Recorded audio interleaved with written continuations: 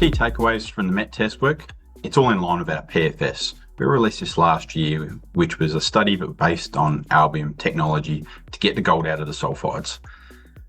We've got really good results which came out in last week's release. Our sulfide recovery was about 98%, which was a 9% mass pull.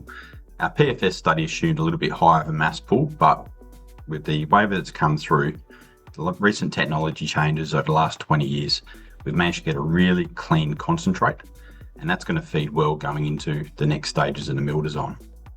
In this, 91.6% of the gold was recovered into the concentrate. That's in line with what we expected back in the PFS. Again, the key there being 9% of the material. We've got 91.16% of the gold. The rest of the gold will go into the flotation tailings, and that goes into the leach circuit. So we still recover that, but that's on top of what we get through the Albion circuit. The Albion circuit was chosen for this because we need a partial oxidation process. We've got our pyrite, which sits in this concentrate.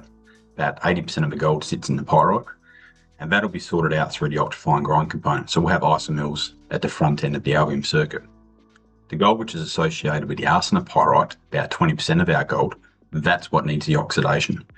Albion is quite well suited to this project. We only need a partial oxidation, around 30 to 50%. The ore has shown that it will oxidize quite quickly.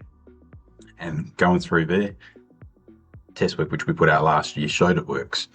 Initial test work is underway now for the DFS level study with core laboratories over in Queensland. First samples, it's all looking pretty encouraging, so we're pretty happy with the path we're on visits currently.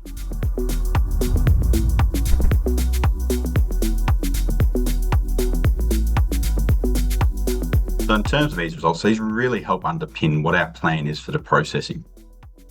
By getting the recoveries we expected, the lower mass pull, and then knowing how much gold's in there, it's really just confirming what we already knew, or it's coming out with better results. So what this will allow for us, potentially in the flotation circuit, we're not going to need as many cells in there. Because the rougher cells did most of the work and we got a good recovery out of that, we may not need the cleaners or as many cleaner cells. So that's a little bit less capital. With the mass pull being lower than was estimated in the PFS, this also means the Albion circuit may not need to be as large. So it'll be a little bit less intensive on the isomills, potentially smaller tankage capacity, or that means we can do a high throughput on what we already expected. So all in all, it's positive for us, but also confirmatory.